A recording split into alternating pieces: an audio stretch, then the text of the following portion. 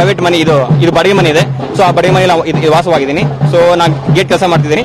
So ನಿನ್ನೆ ಈ ತರ ಏನೋ ಇದು ದುರ್ಗತಿ ಆಗಿದೆ ಅಂತೆ ಮಂಗಳೂರಲ್ಲಿ, ಅದಕ್ಕೂ ನನಗೆ ಯಾವುದೇ ಸಂಬಂಧ ಇಲ್ಲ. ಆಟೋದಲ್ಲಿ ಬಾಂಬ್ ಸ್ಫೋಟ ಪ್ರಕರಣಕ್ಕೆ ಸಂಬಂಧಿಸಿದಂತೆ ಆರೋಪಿ ಶಾರಿಕ್ ಜೊತೆ ಸಂಪರ್ಕದಲ್ಲಿದ್ದ ಮೂವರನ್ನ ಪೊಲೀಸರು ಬಂಧಿಸಿದ್ದಾರೆ ಎನ್ನಲಾಗಿದೆ. ಶನಿವಾರ ಚಲಿಸುತ್ತಿದ್ದ ಆಟೋ ರಿಕ್ಷಾದಲ್ಲಿ ಸಂಭವಿಸಿದ ಸ್ಫೋಟದಲ್ಲಿ ಆಟೋ ಚಾಲಕ ಮತ್ತು ಮತ್ತೋರ್ವ ಗಾಯಗೊಂಡಿದ್ದು, ಈ ಪೈಕಿ 24 ವರ್ಷದ ಶಂಕಿತ ಆರೋಪಿ ಮೊಹಮ್ಮದ್ ಶಾರಿಕ್ ಕೂಡ ಒಬ್ಬನಾಗಿದ್ದು, ಈತನಿಗೆ ಕಂಕನಾಡಿ ಆಸ್ಪತ್ರೆಯಲ್ಲಿ ಚಿಕಿತ್ಸೆ ನೀಡಲಾಗುತ್ತಿದೆ. ಗಾಯಾಳು ಶಾರಿಕ್ನ ಗುರುತನ್ನು ಕುಟುಂಬಸ್ಥರು ಪತ್ತೆ ಹಚ್ಚಿದ್ದಾರೆ. ಗುರುತು ಪತ್ತೆ ಹಚ್ಚುವ ಸಲುವಾಗಿ ಸೋದರಿ ಮತ್ತು ಚಿಕ್ಕಮ್ಮನನ್ನ ಪೊಲೀಸರು ಕರೆತಂದಿದ್ದು, ಇದೇ ಪ್ರಕರಣಕ್ಕೆ ಸಂಬಂಧಿಸಿದಂತೆ ಆರೋಪಿಯು ಹುಬ್ಬಳ್ಳಿ ಮೂಲದ ತುಮಕೂರಿನಲ್ಲಿ ಕೆಲಸ ಮಾಡುತ್ತಿರುವ ಪ್ರೇಮ್ ರಾಜ್ ಹುಟ್ಟಗಿ ಎಂಬ ವ್ಯಕ್ತಿಯ ಆಧಾರ್ ಕಾರ್ಡ್ ಬಳಕೆ ಮಾಡಿದ್ದು, ಅಸಲಿ ಪ್ರೇಮ್ ರಾಜ್ ಹುಟ್ಟಗಿ ರೈಲ್ವೆ ಇಲಾಖೆಯ ಟ್ರ್ಯಾಕ್ ಮ್ಯಾನ್ ಆಗಿ ಕೆಲಸ ಮಾಡುತ್ತಿದ್ದರು. ಪ್ರೇಮ್ ರಾಜ್ 6 ತಿಂಗಳಲ್ಲಿ 2 ಬಾರಿ ಆಧಾರ್ ಕಾರ್ಡ್ ಕಳೆದುಕೊಂಡಿದ್ದರು. ಒಂದು ಬಾರಿ ಧಾರವಾಡದಿಂದ ಹುಬ್ಬಳ್ಳಿಗೆ ಹೋಗುವ ವೇಳೆ ಆಧಾರ್ ಕಾರ್ಡ್ ಕಳೆದುಕೊಂಡಿದ್ದಾರೆ. ಮತ್ತೊಮ್ಮೆ ಹುಬ್ಬಳ್ಳಿಯಿಂದ ಹಾವೇರಿಗೆ ಬರುವ ವೇಳೆ ಮತ್ತೊಂದು ಬಾರಿ ಆಧಾರ್ ಕಾರ್ಡ್ ಕಳೆದುಕೊಂಡಿದ್ದರು ಎನ್ನಲಾಗಿದೆ. ಸ್ಪರ್ಧಾತ್ಮಕ ಪರೀಕ್ಷೆ ಬರೆಯಲು ಧಾರವಾಡ ಹಾಗೂ ಹಾವೇರಿಗೆ ಪ್ರಯಾಣಿಸುತ್ತಿದ್ದ ಸಂದರ್ಭದಲ್ಲಿ ಆಧಾರ್ ಕಾರ್ಡ್ ಕಳೆದುಕೊಂಡಿದ್ದೇನೆ ಎಂದು ತಿಳಿಸಿದರು. ಶಾರಿಕ್ ಅದೇ ಆಧಾರ್ ಕಾರ್ಡ್ ಬಳಸಿ ಮೈಸೂರಿನಲ್ಲಿ ಬಾಡಿಗೆ ಮನೆಯಲ್ಲಿ ತಂಗಿದ್ದನು ಎನ್ನಲಾಗಿದೆ. ಮೈಸೂರಿನಿಂದ ಮಂಗಳೂರಿಗೆ ಬಂದ ಶಾರಿಕ್ ಮಂಗಳೂರಿನ ಪಂಪೇಳ್ ಬಳಿ ಇಳಿದಿದ್ದಾನೆ. ನಂತರ ಅಲ್ಲಿಂದ ಬೇರೆ ಕಡೆ ಆಟೋದಲ್ಲಿ ತೆರಳುವಾಗ ಕುಕ್ಕರ್ ಬ್ಲಾಸ್ಟ್ ಆಗಿತ್ತು ಎನ್ನಲಾಗಿದೆ.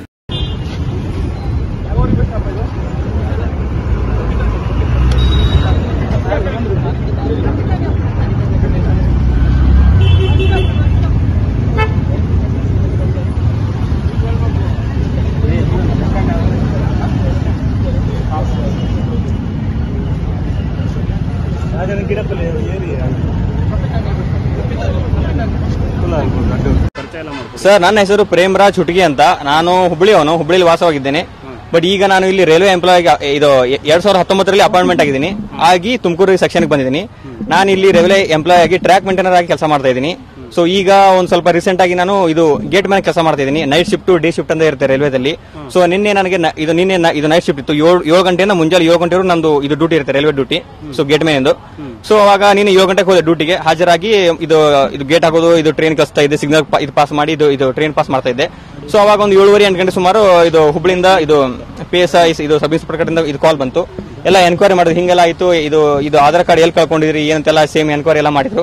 ಸೊ ಅದಕ್ಕೆಲ್ಲ ನಾನು ಮಾಹಿತಿ ಕೊಟ್ಟೆ. ಫೋಟೋ ಕೇಳಿದ್ರು, ನಂದು ಫೋಟೋಸ್ ಕೊಟ್ಟಿದ್ದೀನಿ ವಾಟ್ಸ್ಆಪ್ ಅಲ್ಲಿ. ಆಮೇಲೆ ನಮ್ಮ ತಂದೆ ತಾಯಿಗಳೆಲ್ಲ ಎನ್ಕ್ವೈರಿ ಮಾಡಿದ್ದಾರೆ.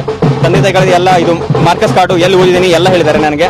ಸೊ ಅದೆಲ್ಲಾನು ಅವರು ಮಾಹಿತಿ ಪರಿಶೀಲನೆ ಮಾಡ್ತಾರೆ. ಆಮೇಲೆ ನಾನು ಇರೋದಲ್ಲಿ ವಾಸಸ್ಥಳ ಇಲ್ಲಿ ಇರೋದಂದ್ರೆ ನಾನು ಹಿರಳ್ಳಿ ಇರ್ತೇನೆ. ಹಿರಳ್ಳಿ ನಂದು ಪ್ರೈವೇಟ್ ಮನೆ ಇದು ಬಾಡಿಗೆ ಮನೆ ಇದೆ.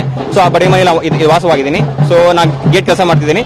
ಸೊ ನಿನ್ನೆ ಈ ತರ ಏನೋ ಇದು ದುರ್ಗತಿ ಆಗಿದೆ ಅಂತೆ ಮಂಗಳೂರಲ್ಲಿ, ಅದಕ್ಕೂ ನನಗೆ ಯಾವುದೇ ಸಂಬಂಧ ಇಲ್ಲ. ಅಲ್ಲೇನೋ ಬಾಂಬ್ ಏನೋ ಇದು ಸ್ಫೋಟ ಆಗಿದೆ ಅಂತೇನೋ ಅವರು ನಂಗೆ ಇದು ಫೋನ್ ಮಾಡಿ ಇದು ಸಾಹೇಬ್ರು ಹೇಳಿದ ಮೇಲೆ ಗೊತ್ತಾಯ್ತು ಈ ತರ ಆಗಿದೆ ಎಂದು ಅಂತ. ಅದಕ್ಕೆ ನನಗೆ ಯಾವ್ದು ಸಂಬಂಧ ಇಲ್ಲ. ಸೊ ನಂದು ಆಧಾರ್ ಕಾರ್ಡ್ ಅಲ್ಲಿ ಸಿಗಿದೆ ಅಂತೆ. ಅದು ನಂದ ಹೌದು ನನಗೆ ಗೊತ್ತಿಲ್ಲ. ಬಟ್ ನಂದು ಅದನ್ನ ಕಳ್ಕೊಂಡಿದ್ದು ನಿಜ. ಬಟ್ ಅಲ್ಲಿ ಕಳ್ಕೊಂಡಿಲ್ಲ. ನಾನು ಹುಬ್ಳಿ ಕಡೆ ಕಳ್ಕೊಂಡಿರ್ಬೋದು, ಅಥವಾ ನಾನು ಬಸ್ ಅಲ್ಲಿ ಕಳ್ಕೊಂಡಿದ್ದೀನಿ ಒಂದ್ಸತಿ. ನಂಗೆ ಅದನ್ನ ಒಂದ್ ಚೆನ್ನಾಗಿ ನೆನಪಿದೆ. ಇನ್ನೊಂದು ಸ್ವಲ್ಪ ಒಂದು 6 ತಿಂಗಳ ಹಿಂದೆ, ಆಮೇಲೆ 1.5-2 ವರ್ಷ ಅಥವಾ ಅದಕ್ಕಿಂತ ಹಿಂದೆ ಕಳ್ಕೊಂಡಿರ್ಬೋದು ನಾನು. ಅದು ಅಷ್ಟೇ ನೆನಪಿಲ್ಲ. ಹಾ ಸರ್. ಸರ್, ನಾನು ಆಧಾರ್ ಕಾರ್ಡ್ ಕಳೆದಾಗ ಯಾಕೆ ಕೊಟ್ಟಿಲ್ಲ ಅಂದ್ರೆ, ಅದು ನಾನು ಮತ್ತೆ ಜೆರಾಕ್ಸ್ ಸೆಂಟರ್ ಅಲ್ಲಿ ಹೋದ್ರೆ ನಂದು ಇದು ನಂಬರ್. ನಿಮ್ಮ ಮೆಚ್ಚಿನ ನಮ್ಮ ತುಮಕೂರು ಮಾಧ್ಯಮ 1 ವರ್ಷ ಪೂರೈಸಿದ ಈ ಸಂದರ್ಭದಲ್ಲಿ ನಮ್ಮ ತುಮಕೂರು ಮಾಧ್ಯಮ ನಿಮಗೆ ಧನ್ಯವಾದಗಳನ್ನ ತಿಳಿಸುತ್ತದೆ ಮತ್ತು ನಿಮ್ಮ ಪ್ರೀತಿಗೆ ಸದಾ ಚಿರಋಣಿಯಾಗಿರುತ್ತದೆ. ನೀವು ನಮ್ಮ ಮೇಲೆ ಇಟ್ಟ ನಂಬಿಕೆಯನ್ನು ಉಳಿಸುವ ಪ್ರಾಮಾಣಿಕ ಪ್ರಯತ್ನವನ್ನ ನಮ್ಮ ತಂಡ ಖಂಡಿತವಾಗಿಯೂ ಮಾಡುತ್ತದೆ. ಗೆಲುವಿನ ಹಾದಿಯಲ್ಲಿ ಸದಾ ನಮ್ಮ ಜೊತೆಯಾಗಿರಿ. ನಮ್ಮ ಚಾನೆಲ್ ಅನ್ನು ಸಬ್ಸ್ಕ್ರೈಬ್ ಮಾಡಿ. ಸುದ್ದಿ ಅನ್ನೋದು ಬರೀ ಕಥೆಯಾಗದೆ ನೊಂದ ಜೀವ ಗಾಳಿಗೆ ಗೆಲುವಿನ ಹಾದಿಯಲ್ಲಿ ನಗು ಮೂಡಿದೆ.